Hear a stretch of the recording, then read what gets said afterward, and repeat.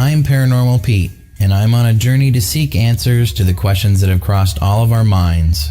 What happens to us when we die? Is there an afterlife? I'm a regular guy who discovered the gift of psychic mediumship in my 30s. My passion for history and the unknown have put me right here, right now. My mantra for anything paranormal is, we don't know much and anything is possible. Join me as we find our way through the stories, evidence, and experiences of the paranormal and beyond in search of answers, even if that leads to more questions. Are you with me?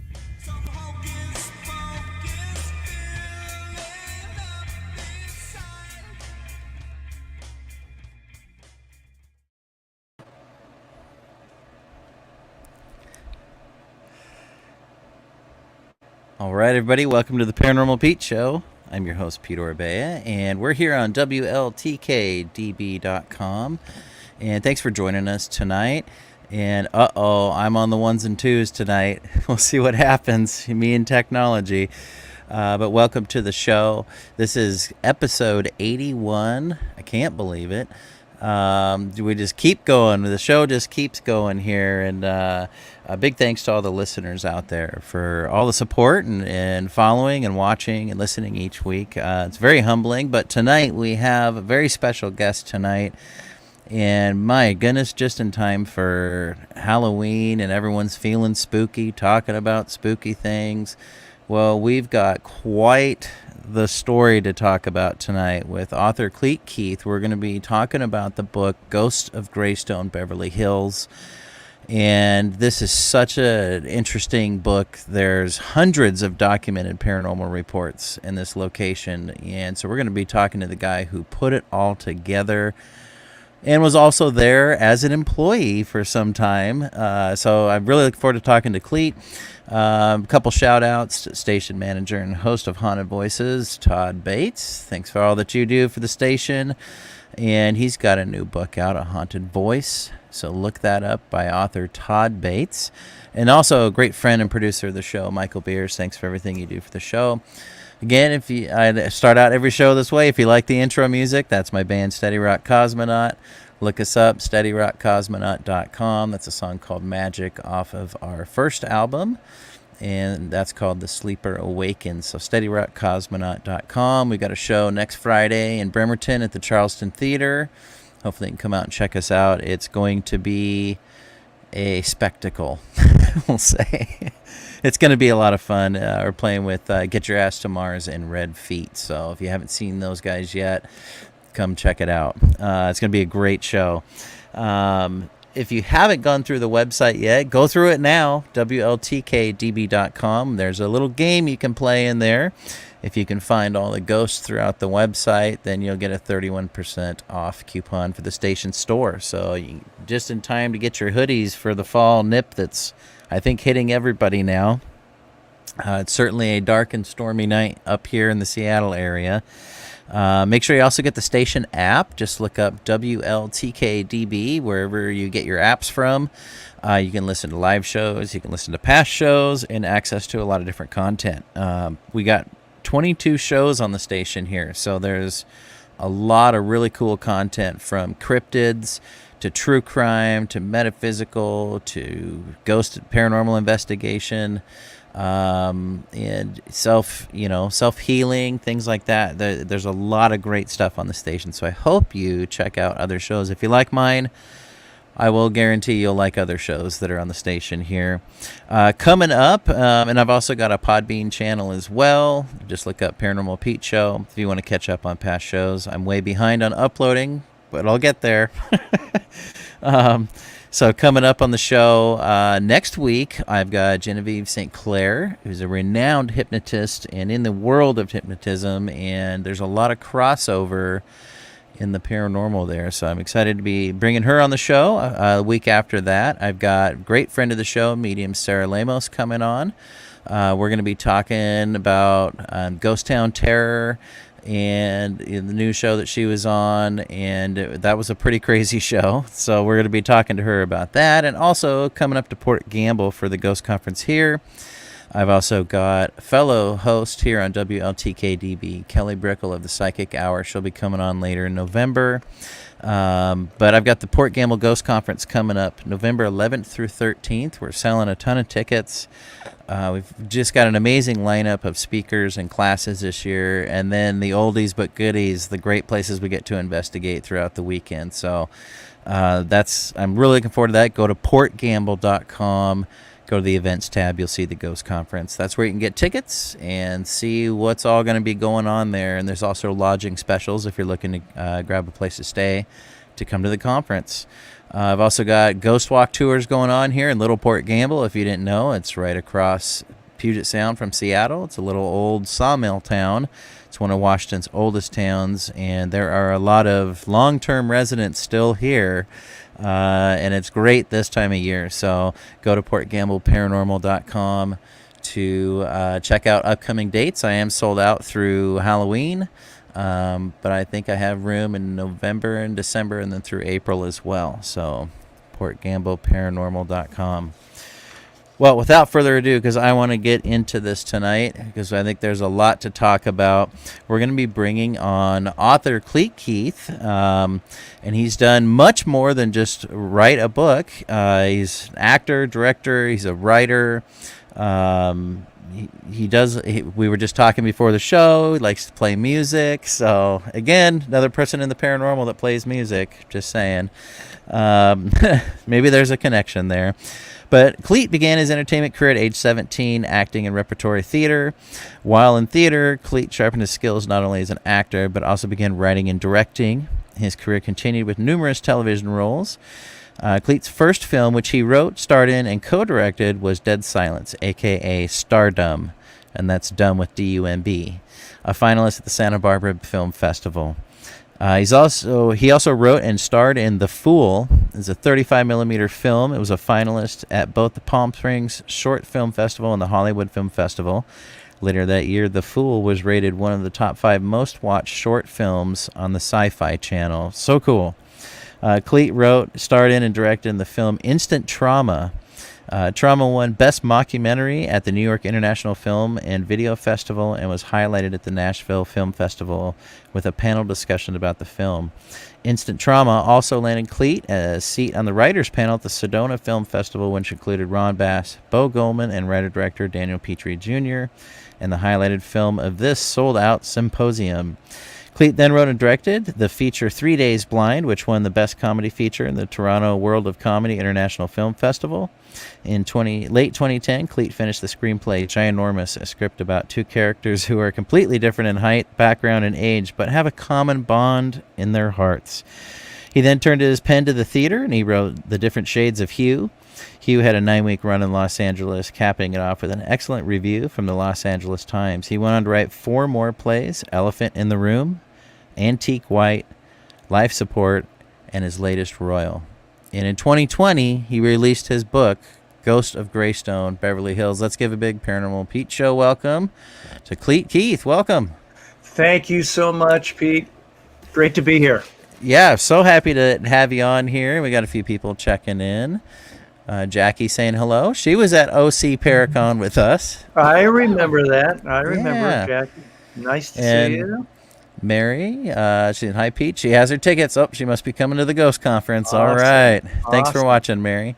And I'll just put that out there to everybody that wherever you're at, wherever you watch from, if you just want to say hi or if you have a question, just go to your comment bar and I'll do my best to get it up on the screen. And we'll hopefully, between the two of us, we can answer it. We'll see. That's where the real curveballs are, is the comments. No, I'm just kidding.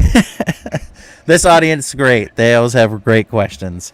So Clete, we're here tonight. We're talking about Ghost of Greystone, Beverly Hills. And folks, if you want to check it out, go to ghostofgreystone.com, and that's gray with an E, greystone.com. And I think you can get the book, learn about it. I have my copy. Good man. There you go. Right here. I There got you my go. copy.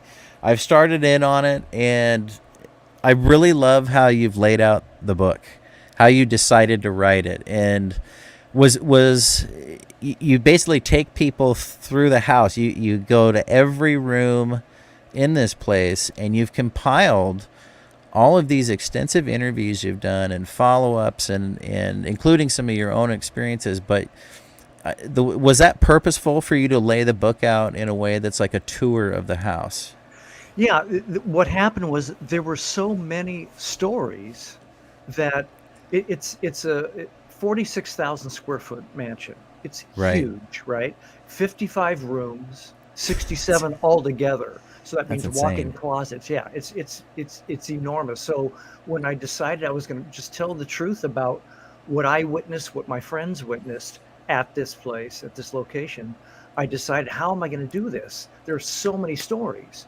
So and at one point, we're over 300 stories by 86 different people that I interviewed, which is in one location. That's what's Yeah. so nuts about it. So Yeah. once I sat down, I thought the only way I could figure out to do this is bring them into the location, into the grand entry, and start talking about all the things that took place at the grand entry that we know about. And then go from there down to the grand hall and all throughout the home. And that's the only way I could figure how to lay it out. Yeah.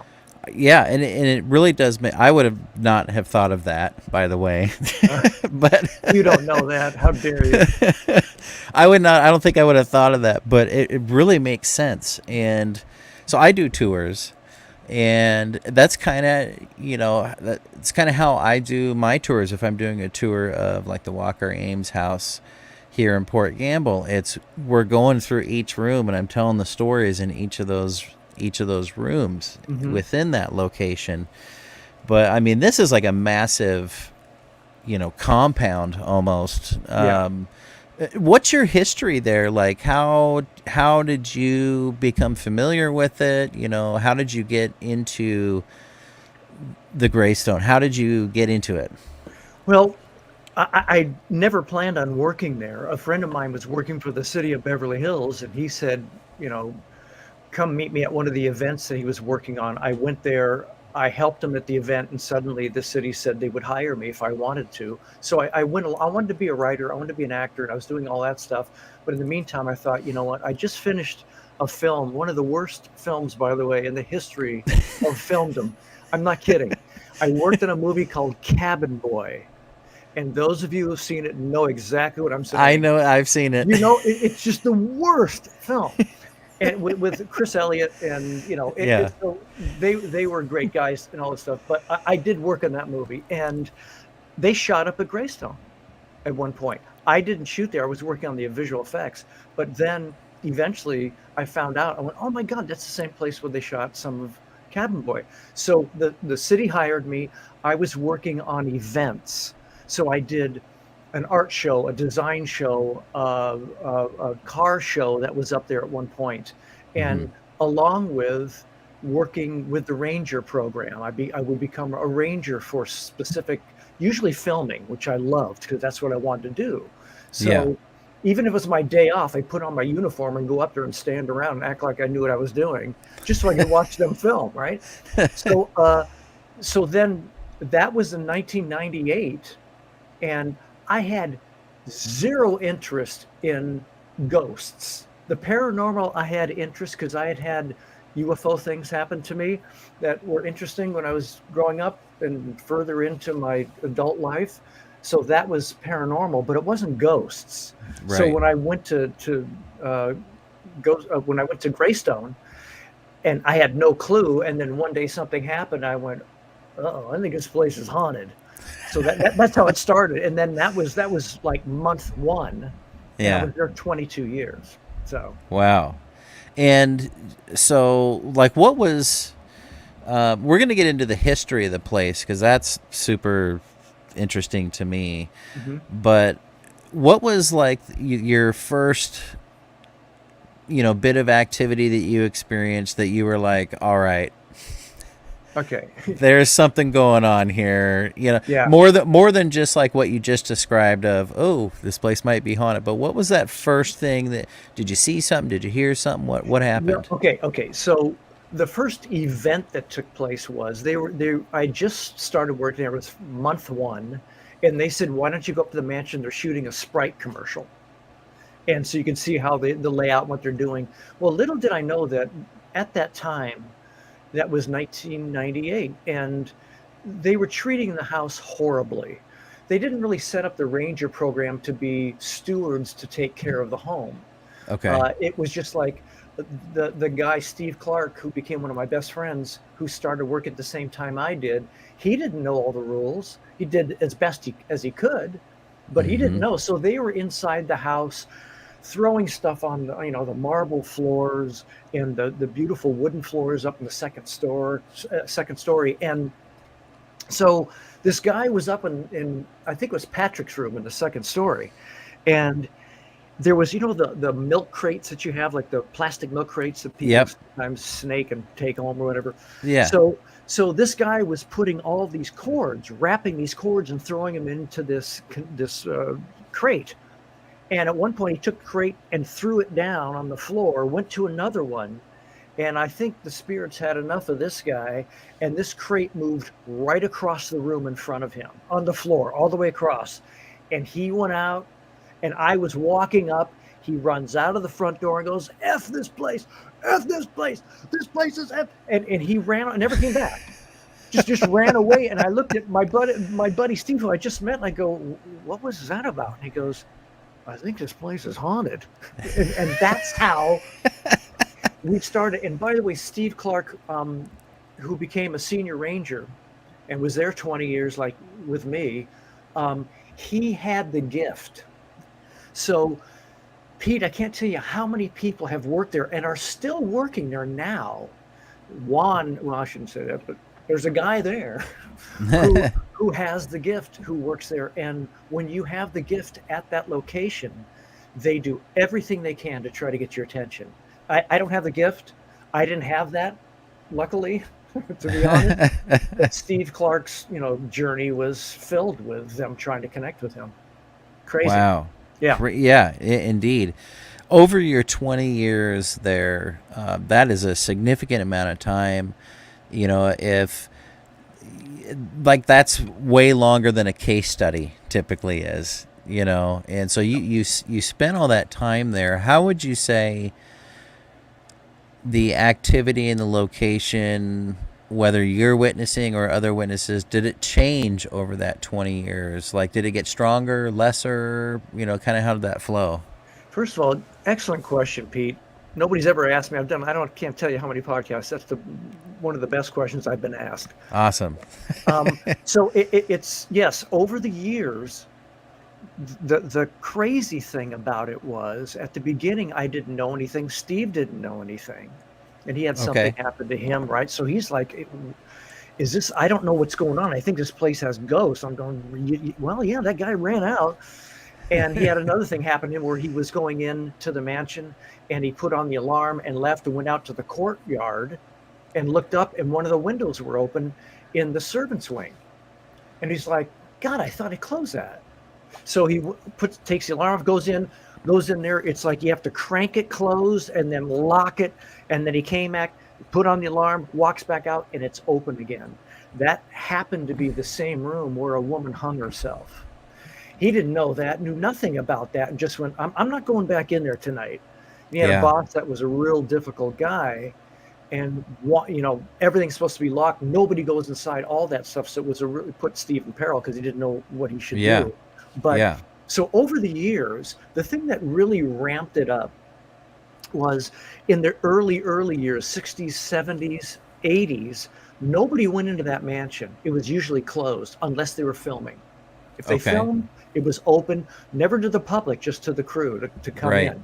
So when that happened, it would ramp up the activity. So, because think about it, it's an empty home, basically most of the time. Suddenly it's open and you've got hundreds of people going through that mansion. Yeah. Putting up things, making sounds. So that's why to answer your question, when we had filming, it ramped it up. Before I left, probably about a year and a half or 2 years prior to my leaving, they were doing renovations of the theater. There's a beautiful theater in there that was moldy and mildewed and all that stuff over the years, Okay. and a library that they Okay. wanted to do renovation. When they started it, now having been there at that time for like 18 years, I knew once they started this renovation, all hell was going to break loose. And these poor guys coming in here to do the job didn't have a clue. So I went up to the head electrician right when they started to do the deconstruction of the theater inside. Right. And I talked to this guy Christian. I said, has anything felt weird or happened to you? And he goes, I don't. What do you mean? I said, nothing. Don't worry about it. I'll talk to you later. It wasn't long before he said, hey, Clete, can I talk to you a minute? I said, sure. And he goes, what's with this place? Like, what do you mean? Things were happening. He had like he went into the room itself by himself, and he said this red, like, orb came by his head and flew around his head and kind of went away. And he said, I said, well, tell me what you, like a red, was it just by itself? He goes, it was like a laser. I said, well, a laser has a point to it, has a line that goes to a point, Right. and it won't laser in the air. It has to be against something in order for it to show. Right. He goes, yeah, no, it was, I said, so was it a laser? He goes, no. I said, was it like, I said, well, tell me. He goes, well, it was like when you hit your head and you kind of see stars. I said, did you hit your head? And he goes, no. And I said, so what was going on? He goes, you tell me. And I said, okay, this place, I always said the word active. I never wanted to say ghosts. I didn't want to say that. So I said, it's very active. He goes, what do you mean? I said, no, there are ghosts here. And I said, you're doing renovation. It's going to ramp it up. And boy, did it ramp it up with these guys, man. There's some stories that I can tell you, but it's like, and they're in the book. They're all in the book in there, because at that point in time, the next day I would show up and Christian say, Clete, yell at me across the courtyard. I said, hey, man. And he goes, no. Ralph, talk to Ralph. I go, who's he? The big over there. And I walk over and say, hey, Ralph. He goes, hey, he didn't know who I was. And I say, how things going? He goes, what's with this place, man? So it was really, really crazy. So when we had all that restoration and changing their atmosphere, Yeah. So by the time I left, it was getting worse and worse and worse when I left. It's still going on. I still get calls and texts and emails from my buddies who are rangers there saying, you're not going to believe this. Still active. Wow. Yeah. And well, and it's probably might just keep going, getting more and more the more activity that's going on. You know, the more living people activity that's going on there. Absolutely. So based on, you know, your kind of experience with that and seeing it over the years, I mean, does it seem like, to me, it sounds like the spirits want to be left alone, or that the place not be messed with at all? Maybe it's they don't want to necessarily be left alone, but they don't want things to change, or like, what do you? Why do you think it gets so ramped up? You know, now that you've had all these years there and probably gotten to know in some way a lot of the spirits there, right? Yeah, you do. You kind of get to know who's around, and especially doing all the interviews that I did and bringing rangers back. And again, like this ranger Luz, Luz, she was a ranger there, I think in the 80s or early 90s, I think it was. And she had the gift. And I mean, she has a really good gift. In fact, during the interviews, she was touched and a voice came in. We didn't hear it, but it was on the recorder when I was asking her questions, because she started to get emotional, and she didn't know. We were walking in the second floor servants wing. We're walking up to the room where the woman hung herself, and she stops and she looks at me and says, "Pardon me if I'm getting emotional." And then you hear a voice say, "Don't." And then we walk into the room and she starts telling me what she's feeling. And then at the end, there's a sentence by that same woman that when I was at the OC Paracon, I was talking to two of the ladies there who were linguists. Okay. who are awesome. And I played it for them because they said, I think we can figure it out. They think it's German because Okay. it sounds like Ennis Hausbrick. And I'm going like, I heard that and I go, what the hell was that? Yeah. And I called up Luz and said, listen to this, man. It's just you and me. And listen, Yeah. don't. Ennis Hausbrick. She goes, oh my God, I don't know what the hell's going on there. But she was able to sense and feel and hear and all that Yeah. stuff. So I think when people come in like that, that ramps up the activity because they have an aura in which they can see. That's what happened to Ranger Steve. And you know from this. You know from this. Yeah, they're Right? like, oh, this person can feel me. They can hear me. Exactly. So there was Right. Steve, there was Luz, there was Juan, and a bunch more, some that are still there that don't want to go inside because they're not attacked, but they will try to get their attention. And Pete, you know from this big time, and that is if you don't have a body and you're on the other side and you're talking to someone and they can't hear you, the frustration is so much that you move things to go, hey, you're moving things so that they're suddenly becoming aware, hoping they put the whole puzzle together that, oh my God, there's somebody there. It must be Jerry, something like that. You know what I mean? Right. Yeah. So yeah, it's like that there. And I think that is a great way. Like, a lot of people when they have negative type experiences or things that seem negative, maybe it's the frustration level of somebody trying to get their dang attention. Right. And then they have an energy outburst, an energy tantrum or something. And very interesting. So you worked for a long time with this place and you're still getting calls, is it something where like you're eventually going to add on to your book or, because I imagine the story's not going to stop. It will never, just because I left means nothing. I mean, right? I mean, it just means I'm not around. But because I used to put my recorder and all that stuff inside the house. That's why I have so many recordings of sounds, gunshots that are off the charts gunshots. Wow. And there was a murder-suicide in the house. Yeah. So, and in 2003, a guy showed up at the park, sat by the willow pond, and shot half his head off. And I was there that day. I mean, so people have, I don't know what that is about the park. It is a park, a public park, but there were a lot of deaths in that house. And so I just think that because I'm gone means nothing. The real deal is that the spirits that are there, like Ned and Hugh. Ned was the man who owned the home. Hugh was his secretary. And that's it's in the book. It has to do with the Teapot Dome scandal, all this stuff we won't get into. Yeah. But bottom line was there was an argument between the two, and one shot his best friend, and the other killed himself. They say it was Ned that did that. That Hugh shot Ned, then killed himself. I think it's the other way around. For many reasons. One is that it was a very Catholic family, and Ned is not buried with his family. So suicide is a sin in the Catholic, religion. Yeah. Along with Hugh was buried about 30 yards away from Ned. It's like if I shoot you, Pete, and I may someday. Don't count that out.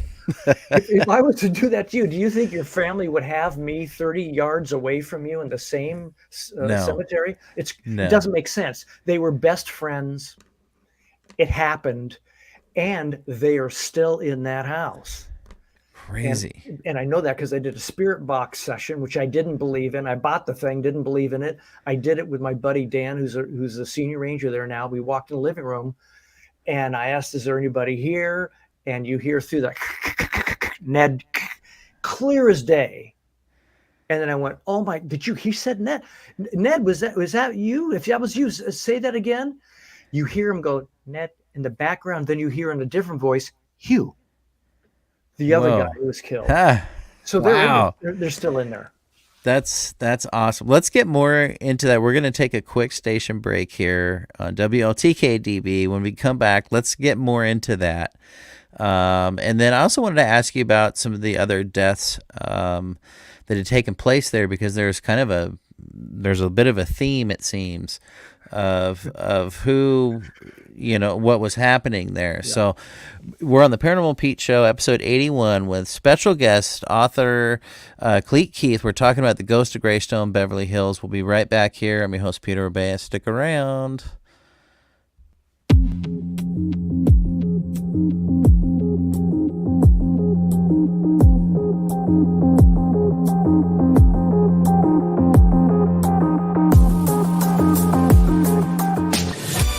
Want to see your video here? Sponsor WLTK-DB Talk Radio and watch us make that happen.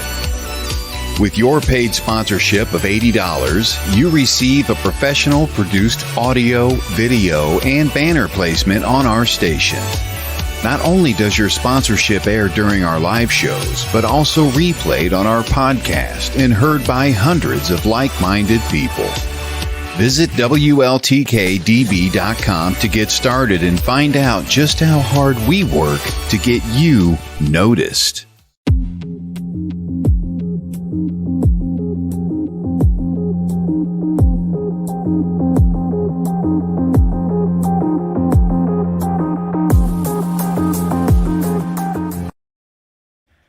All right, welcome back to the Paranormal Pete Show. I'm your host, Peter Orbea, with special guest author Clete Keith. And again, we're talking about the ghost of Greystone Beverly Hills and this awesome collection of experiences that Clete has put together. One thing I wanted to ask, I want to go back a little bit, and then we're going to talk more about Ned and Hugh and some of the other deaths there. I noticed in the introduction that this was something that shot you out of bed at 3:00 in the morning to make you decide to write this book. And this is your first book, right? Yes. Yeah. Yeah. So, I mean, tell us a little bit about that, because that sounds like the universal 2x4 smacked you in the head at 3 a.m. That's exactly what it was. And I asked for it, by the way. So okay. What I mean by that is I knew I was going to leave. And COVID hit, and they came to us who had been there like 20 years and said, in other words, get the hell out, will you please? So they were going to give us the golden handshake to leave, or I could stay. And I wanted to write full time, which I'm doing now. So then I thought, like, my God, what am I going to do though for my time before things start happening I was writing plays. I was also writing screenplays and all that stuff. So I literally went to bed one night and I prayed to God and said, please give me a sign or something of what I'm supposed to do. I would really appreciate it. And at 3 a.m, woke up, sat straight up, and just said, I'm supposed to write a book. Now, that's really bizarre to me. I mean, that's strange. I've never written a book before. I've written films and plays. I never wrote a book about how do I write a book. So it was like, I'm going to write a book about, I'll write a book about my tour, because I used to give tours every once in a while. I wasn't on the slate to do tours for like crowds of people. Yeah. But I would be out there just overseeing the property, and some cool people would show up. Like there was a family from Australia that showed up, and the guy was looking at the kiosk up there and going, I'd love to be inside that house. It'd be so awesome, fucking really, all this stuff. And I went up to him and said, how you doing? He goes, oh, good. I was just saying that we love to be in the house. I said, let's go. What's that? Let's go. Oh my God. So brought them in the house, and something actually happened to the daughter on that tour, which freaked them out. And so things like that would happen. I would do those kind of tours, but on those tours, it's like, sometimes I've done a 3-hour tour, stuff like Gilligan's Island. I would do a 3-hour tour. I did it with a well-known director a while back, which has turned out well for us. And so it was 3 hours, and then I'm in bed. I'm going like, I'll just write the book about a tour that I do and the stories that I know. Then it became, I'll write down the stories that I know. And then it became, well, Steve knows his stories better than I'll talk to Steve. Well, Steve had 18 stories. And that's how it became 86 different people. Other people would turn me on to their friends who, I know a guy who was there in the late 80s. You gotta talk to Glenn. You won't believe this story. So that went on and on. Suddenly I had a book. At one point, our editor, we hired an editor, called us up and said, "You're over 700 pages. You might want to just." I said, "Oh my God!" I had no idea. So your question was, I'm writing another book. I cut out 50 stories to get it down to 520 pages. Jeez. So and you know what? Honestly, I don't want to write it. It took me 3 years to write this book. Yeah. I like to write plays. I like to write films. Right. Books isn't your first thing, but it was certainly something that was supposed to be a part of your journey. Yeah. Yeah, exactly. That's exactly right. Yeah. Oh, that's really cool. So, we were talking about how the story is continuing on. Well, let's talk about, well, actually I thought of a question while you were just talking is, you interviewed 86 different people. You've got your own experiences. Do a lot of them correlate? Do a lot of them corroborate each other? The types of experiences over all that time, you're seeing some of the same activity reported by different people, but in the same location, same type of activity. Is that kind of how it's been for it? Once again, excellent question. I was on Coast to Coast. These questions weren't as good as your questions, Pete. Thanks, Clete. Checks in the mail. Truly. I mean, that's a whole another story. But yes, they do correlate, and that's what was fascinating. So I'm going to tell you really quickly as best I can because I yamper on. This guy Glenn got a hold of me, and Glenn worked at the kids' camp that's up there. It's called Catskills, and they have it every summer. And he was up there. This is, I think, in the 80s. And he shows up.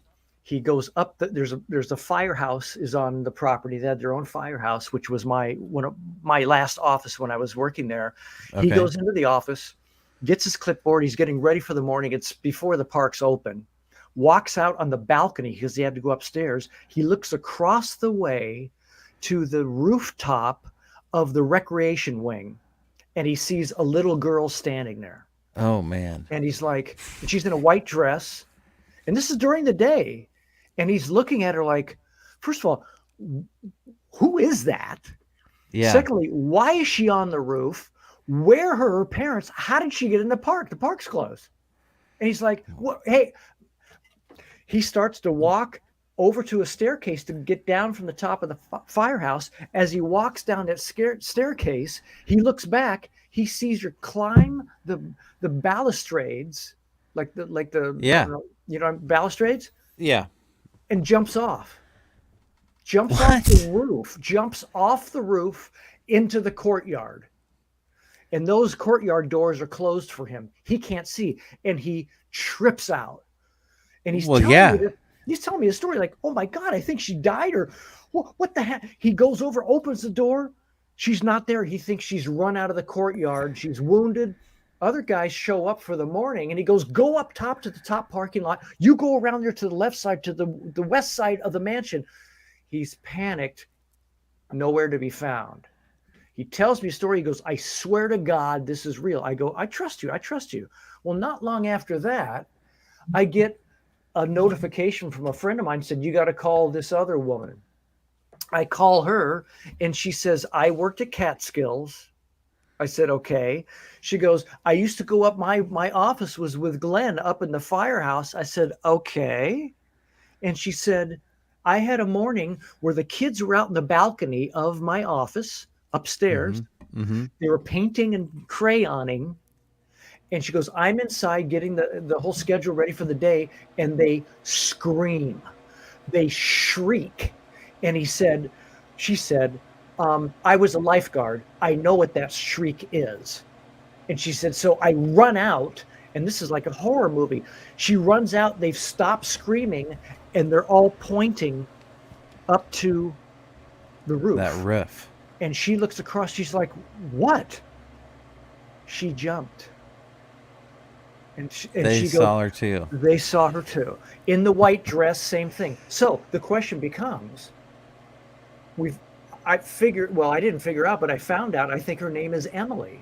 And the question becomes, is she showing these kids how she died?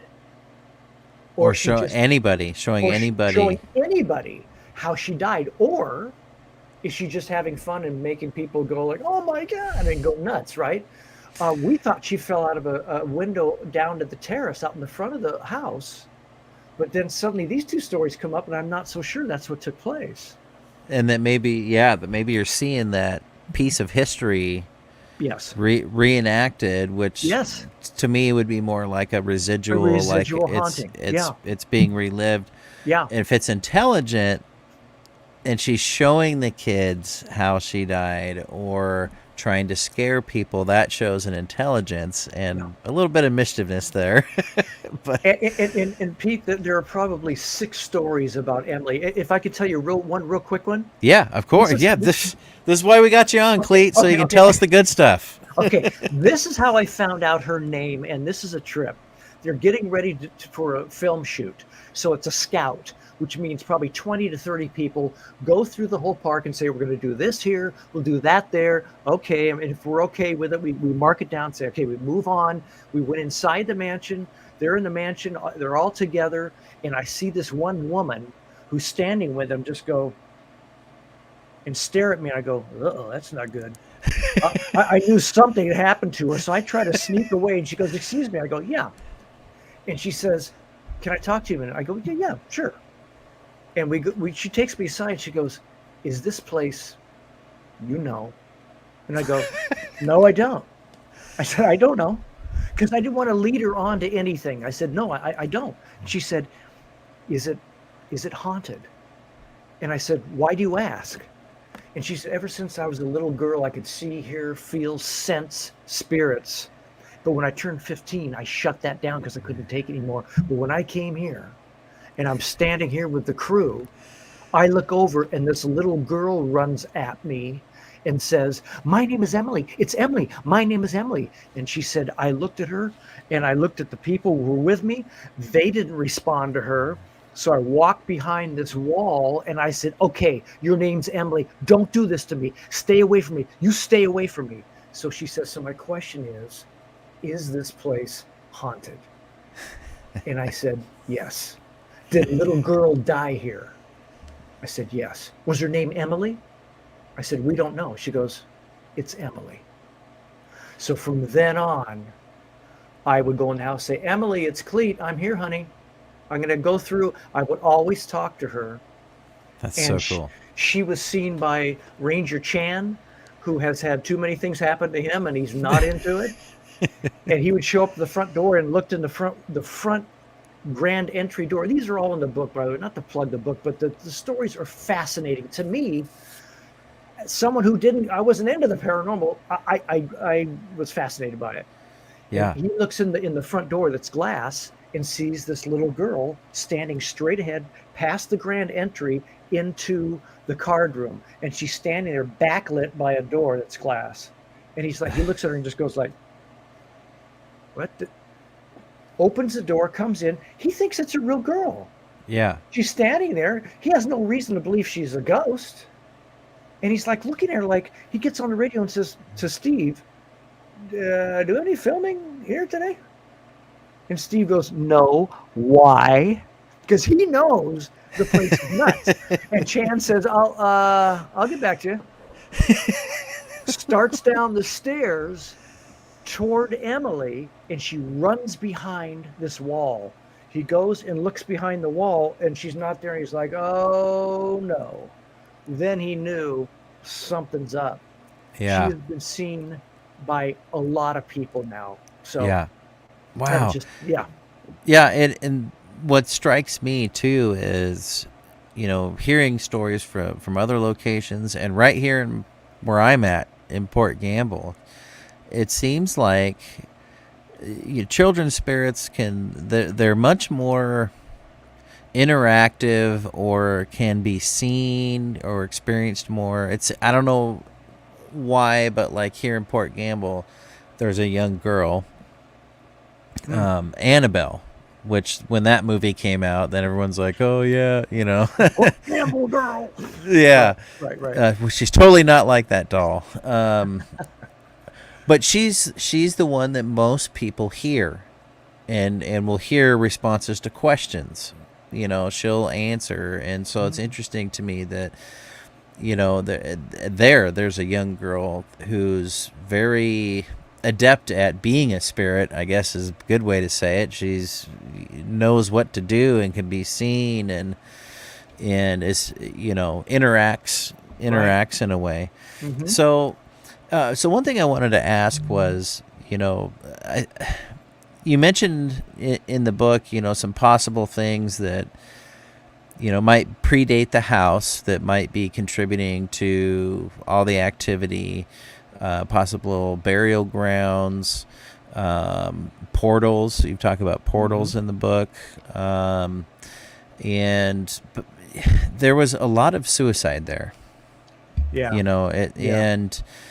And one thing that that I kind of noticed was, there was a maid that killed herself. There was a maid that killed herself. There was a love triangle that was between a driver and a maid, and she ended up being killed by strangulation. But what is your opinion on, like, what do you think about that? That there was Ned and Hugh, the blockbuster, murder suicide that was there, but there was this other stuff going on too.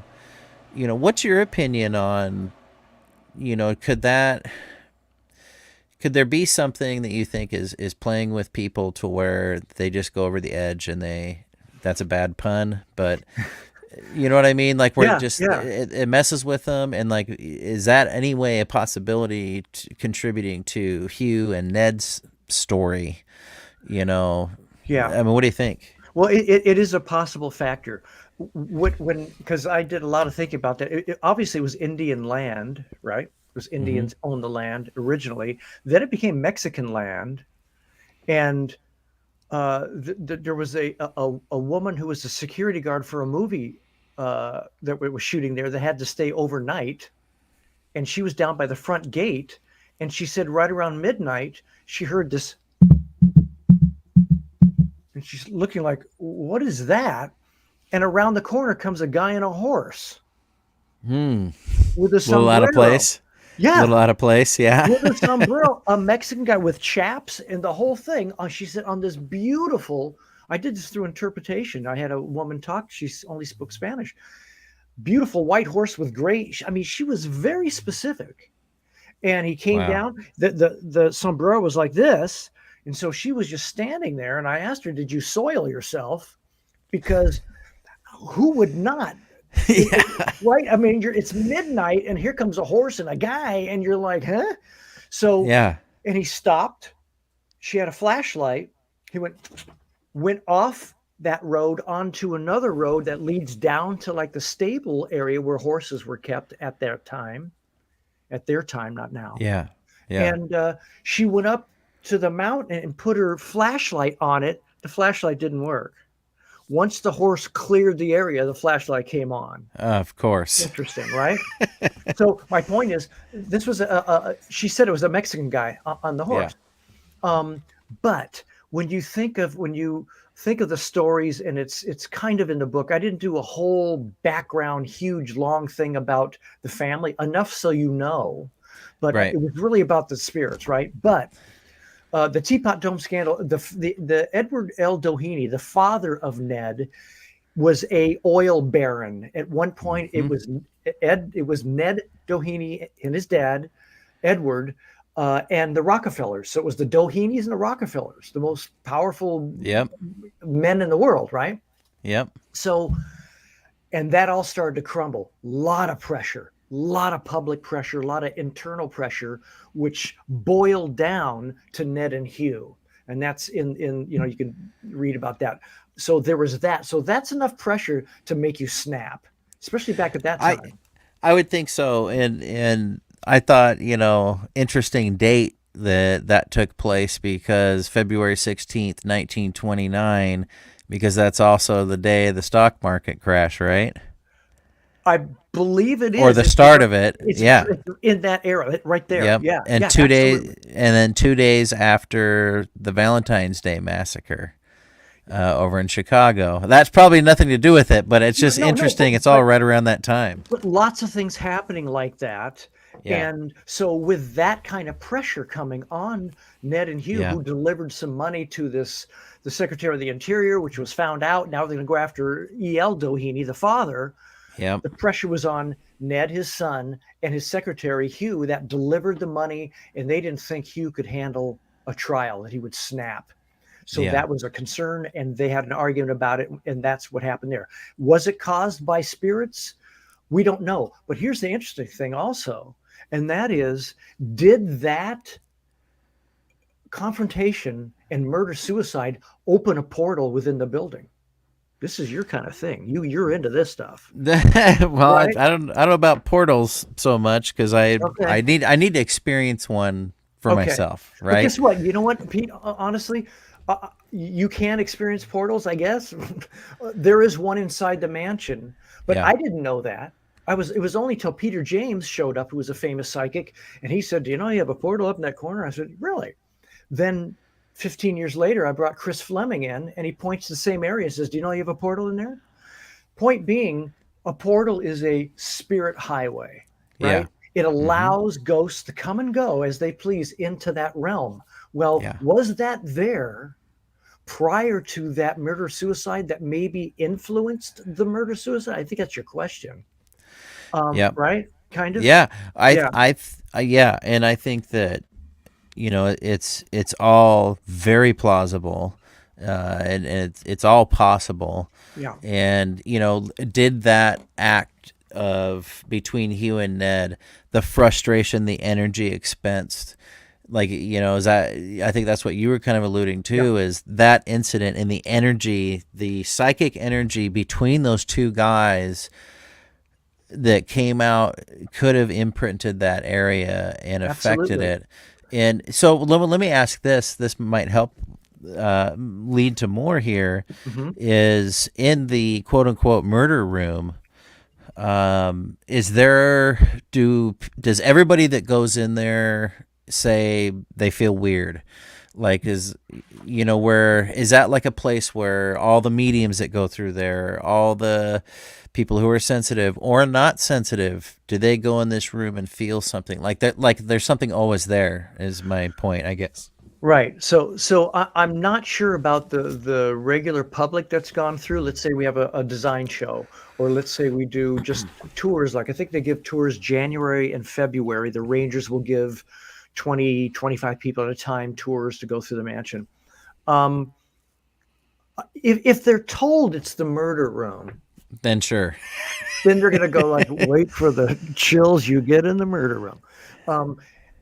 Psychics have gone in there. I've done that specifically, not told them anything. And I say, let's go in the South guest room. Okay. And sometimes they'll go, oh my God, what happened in here? That type of thing.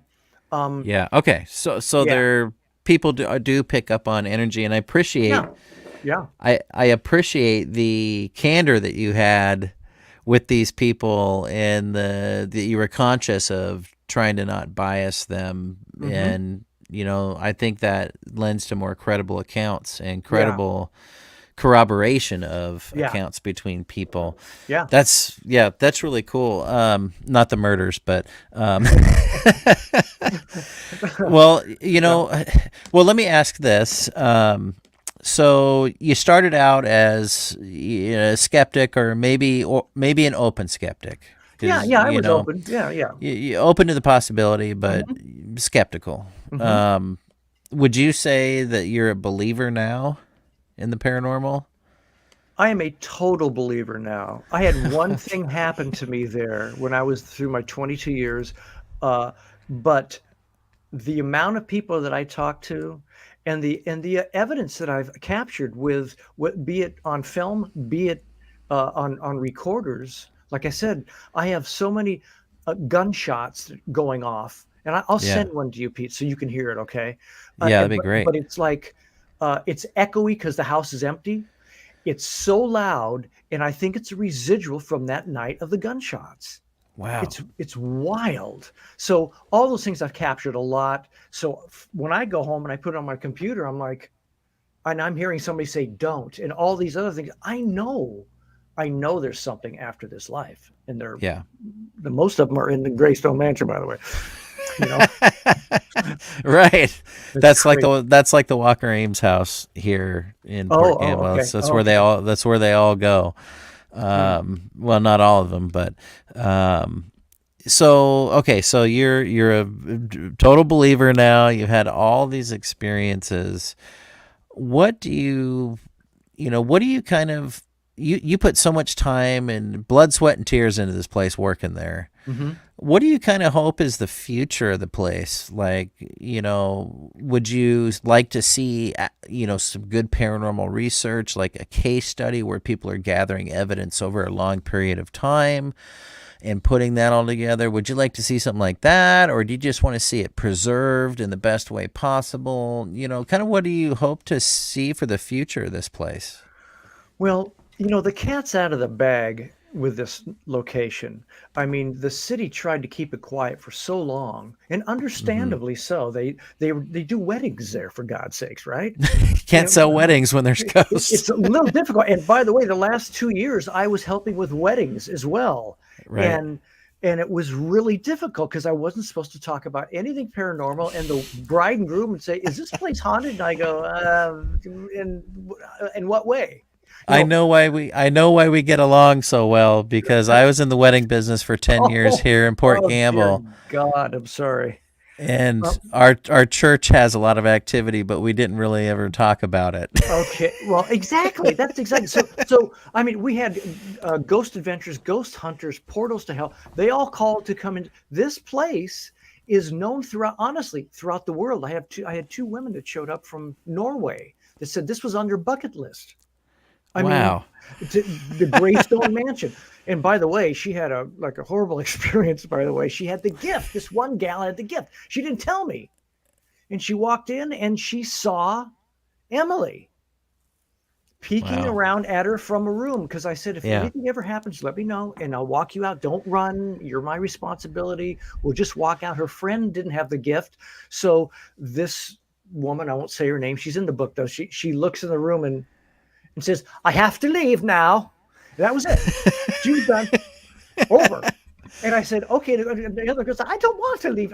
We're leaving. Let's go. I brought her outside. She was shaking. Shaking. So here's what I'd like for the place, since you asked. I'm sorry, I go all over the place. I love it, man. It's all good. Yeah. You say that now, you get off the air, you go, "That goddamn guy." So the deal is, we were not allowed to talk about ghosts, but as I've said before, people who show up there know the history of this mansion.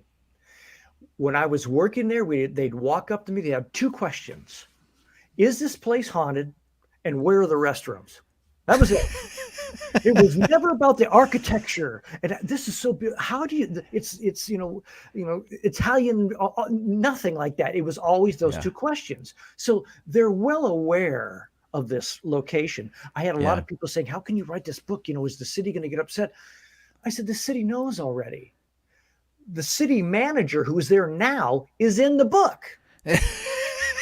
Because I talked to him and he said, "Well, I had something happen." I go, "By the way, can I interview?" And so he's in the book. So I would like, honestly, I've done 22 years of research. Over all those years, I've even in the movies, like the Whoopi Goldberg film Sister Act. They shot that there. She was going up. They were shooting her going up the staircase. That's right off the grand entry there, going up the staircase. And when they did the dailies and got everything done to put it all together, there was an orb following her up the staircase. Not just following her up the stairs. They had to stop and get rid of it or shoot it over again. I think they shot it over again. So, and then crazy. Patty Jenkins, who was there shooting with her husband, I Am the Night. which was on TBS or something like that, TNT. She had an orb come out of the ceiling and that's how I met her. So those things are cataloged along with all my recordings and everything. I would like, to be honest, and I think this is going to happen, hopefully in a very good way. I would like a documentary to be done about this location. Yeah. About it needs the truth. About it the needs truth. It needs it. Yeah. Yeah. And then everybody will say, oh, that's already been done, and they'll back off. But it will bring more people to Greystone to enjoy. It's a beautiful location. Yeah. It's just you don't want to be there at night. But because that's what everybody says, I could sleep. I would love this place. I said, let me tell you something. You get in that atmosphere at night, and I literally mean atmosphere. Everything changes, and suddenly not so fun anymore because you know you're hearing things, sounds, or doors closed, all this stuff. Yeah. So I hope they do a documentary, and that's kind of in the works. And good. Then that way we can kind of close the door and all that. And everybody won't be so freaked out. They already know. Right. And I think it's going to create probably a lot more people that are going to care and respect about, respect the place. I think and everything so too. I agree. Yeah. I think that's great.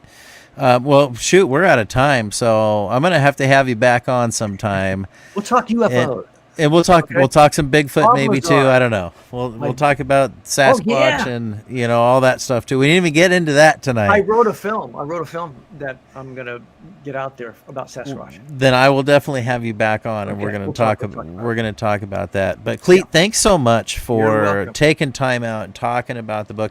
And it was so fun to meet you at the OC Paracon, and our tables were next to each other, and it was just a wonderful time getting to kind of know you and Chris, and chat up about everything. And so thanks, everybody. Go check out Ghost of Greystone Beverly Hills. Go to ghostofgreystone.com, and that's Gray spelled with an E, you guys, so you can find the right place.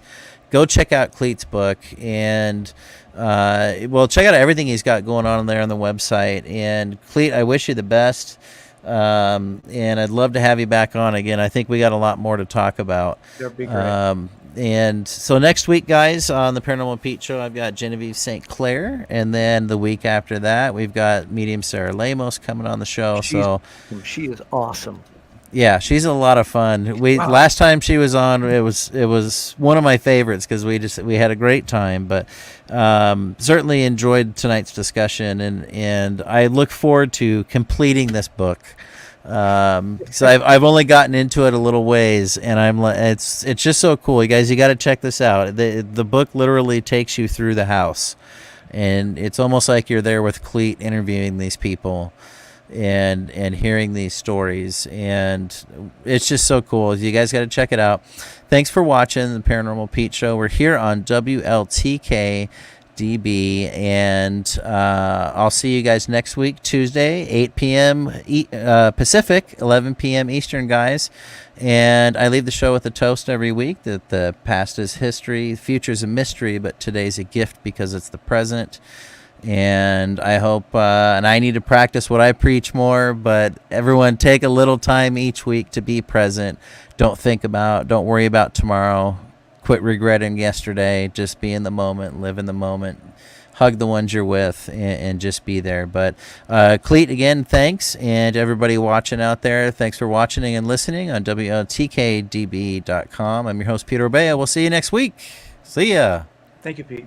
The truth is here and now on WLTK-DB Talk Radio at WLTK-DB.com.